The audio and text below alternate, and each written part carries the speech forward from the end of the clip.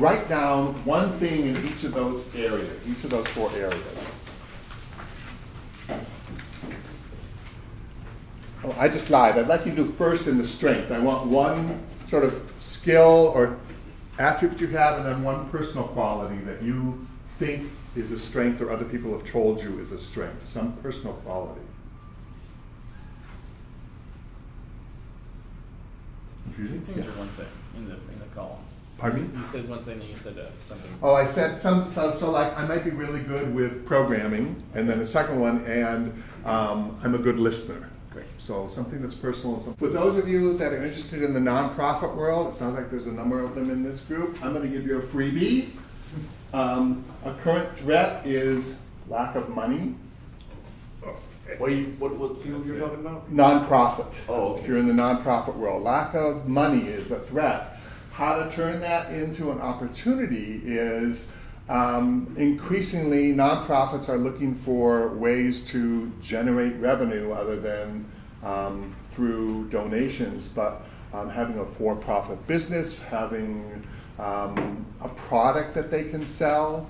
I did some consulting with a group in Marin that does community gardening stuff, and they're struggling. So we just talked about ways that they could either teach gardening and have classes, they could grow and sell specialty greens, microgreens for restaurants. So they're exploring rather than just asking people for money, because unfortunately community gardens don't have as much of the emotional pull as, say, in the Marin, Guide Dogs for the Blind is there. And everybody loves Guide Dogs for the Blind. They raise bazillions of dollars every year. But community gardens, not so much, so they have to find that. So how to turn that into an opportunity, if you're nonprofits, is if you have an area that you want to work in, think of ways that you could work with that nonprofit on how they could raise money. Yes, sir. Well, the Foundation Center did class as well, and we learned the other day that when the whole kind of boom happened, when everything went down, that the nonprofit stayed steady with growth increase, job growth, while the profit sector dropped in hiring. So I guess an opportunity so they can continue to grow in hiring. In the nonprofit, yeah. So that's good information. Opportunity because they're looking for people. Another thing, if you're say looking at the world out there, is a threat can be whatever you want to make might not be what you think whatever you make might not be what you think you're worth. But sometimes it's better to get in and have a longer term plan and how I might be able to increase my marketability to do that. Okay, do we have something in all of them? Yeah. Good. Yes, sir. Yeah, I got something in all of them. I'm Just to sorry? say, yeah. I was just saying, just raise my hand, yes. Oh, okay, you do have something in there, okay. I see a couple blank spaces, Yvonne. Sorry, I'm not sure. This is something I think you want to keep building on, because if you keep building on this, when you start tailoring your resume for jobs, you're going to see under the qualities and attributes list on the job descriptions, often it's that we want an energetic team player. You need to translate that. To that is I am very relationship oriented in my work. I'm not what you call the leader who's out there driving it. And that's a very highly rated skill in American business, is being the driver, being the leader. But there are fewer of those than there are of the rest of us. So my approach to that is that I want them to know my function on the team is I have an awareness and a care for how the team is functioning, is it going well, what are the relationships. I'm often the one who can identify when there's trouble, when somebody's not doing so well, so I help the team function efficiently. That's how I translate being a team player. Because others, what does that mean? It's on so many job applications. Could you explain that for me? Pardon me? What was that about team player? For me, what I was saying? Yeah. What were you saying? That my role on teams is I pay attention to the relationships, to how the group is functioning. So I'm not trying to be the leader to say, everybody follow me, we're going over here. I'm the one who, when the leader says that, I'm like, wait a minute, something's going on with Gilbert, what's happening? Well, Holly, she's had this with her job thing, and she needs a little support, or just making sure that the team is functioning efficiently, and make sure the team is functioning as a whole, so I can identify when there are problems. So those are how I interpret when it says must be a team player. That's how I interpret it from my own personal attributes. So when you see those things on job descriptions, put them through the filter of what are your strengths. If it's something on there that you're not necessarily, you identify, oh, they want somebody who's, I don't know, good with children. I'm not. Is that either I don't apply for that job, or how do I then get so I can learn to play with children? So you get to make choices. So I have one of these at home, and I've got a lot of stuff on it. It's just sort of in my archives, so that I can start, and I ask people. We're not always the best judges of what we can and can't do. So ask people who know you, what do you think are some of my best skills and attributes, and write them down. Yes, sir, Jim. The threat area. Now, you're not just pulling things off the top of your head. Do you sometimes look at what's in the press, or? Oh yeah, that's down here.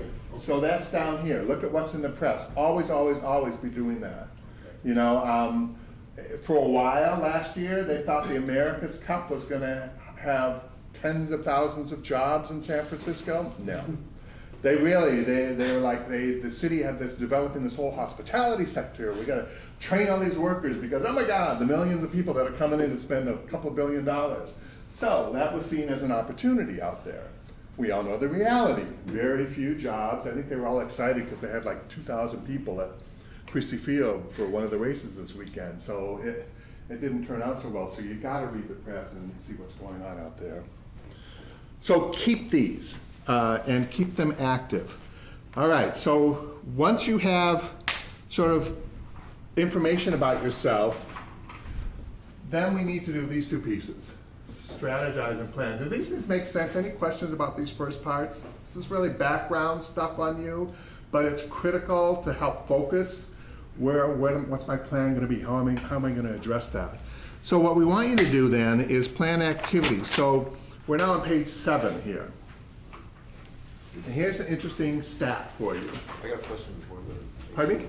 I couldn't think of like opportunities in my field, even though tech and all this stuff. Okay, what sort of work are you looking for? Programming or human analyst, but the only opportunities I think is like most of the time they're just like looking for mid to high level personnel only. I'm kind of like an entry level person or something like that. I couldn't find any work. In the tech field based on that or something like that. So Okay, so entry level going into tech, that's the difficult one. Tech? Yeah, anything programming, QA Mhm. analyst, or something like that. Any thoughts from folks about some opportunities? I that couldn't might figure of be- any opportunities just because, well, there may be like job fair that may be looking for like entry level, but I don't know, I just haven't experienced that much. Okay, Colin. It depends exactly if you're looking to fully code or if you're looking to transition, but there's a lot of jobs that want at least some knowledge of coding, and you can get work experience there, where you know tech products and you know stuff about the code. Like I'm looking to get into tech stuff. One of my weaknesses though is it's looking for people that can speak software languages or at least are conversant enough to be able to deal with. So I know there's like customer service things that want really tech-oriented people, and that can give you enough experience then to bust up to the next level. Good, that's one. Yes, sir. Great. I would definitely, share your frustration on that one. I mean, I look on job boards and Mid-level, high level. yeah, a lot of jobs advertised that I've seen, it's always like mid-career professionals or 5 years experience. So that is really tough. I think in your case you could look up like temp agencies. Yeah. I mean, in the past, sometimes they'll just get you in as, whatever, even if it's just a receptionist position, but it's at a tech company. Yeah. I mean, I was doing I'm trying customer that route service too. in the .com. Yeah, I'm also trying that Temp route agent too. for like Yeah. 2 months. I'm going to respond to both of those in a second. Holly, you had something? What I find the same thing when I look at fundraisers. I haven't actually done it. I've been in sales, but I've not done fundraising. I want someone with that experience. But someone suggested to me is that I go and do an internship with an organization. and I work in their fundraising department, or, I don't know if that's available for you. Yeah, an if you're internship's feeling- kind of hard, I'm always looking for like internship or apprenticeship. Yeah, projects. because then you Also- have it on your resume, I've done it. Yeah. Okay, yeah. That though, too, you know. There- Sometimes there- you get that I free know, time. I get it. So jumping ahead, but we're gonna talk about informational interviewing. Ian, you asked about that. This is one place where informational interviewing can be useful for you. As you read that job description, what I wanna know is, I wanna be able to talk to somebody and say, okay, what does that 5 years, whatever that description is, what does that mean? What do you expect of that person after those 5 years? Is it speed? Is it depth of knowledge? What is it that they have after that time? So that then you can design to build your strategy around, is it programming? Is it just, I don't know, cross-platform something or other? What is it? That's what I need to find out. I manage healthcare programs. And we work with people who are coming into entry-level fields, and the same thing, they graduate in the program and all jobs say 1 to 2 years experience, blah, blah, blah. So I contacted Sutter Health. I said, what does that mean?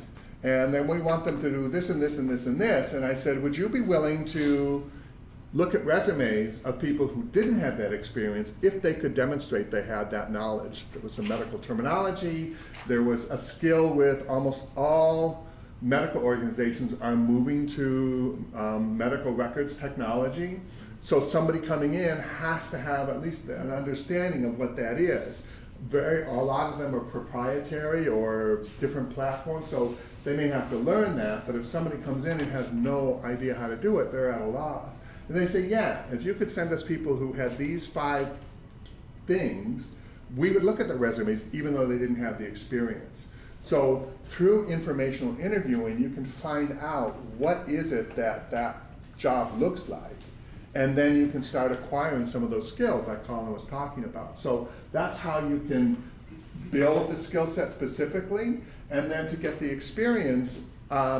In this day and age, we just got a report, which is really thick, I haven't read it all, but volunteering is increasingly the way people are getting the experience and or the exposure. So volunteering for an animal organization to design their platforms might be the thing to do. During my unemployment, I have a passion for food and program management, so I ended up spending a year, rather than just volunteering willy-nilly, I volunteered at food organizations that had a social justice focus. That's what I wanted to do. So I volunteered with an organization in the East Bay that encouraged youth to develop a business model and then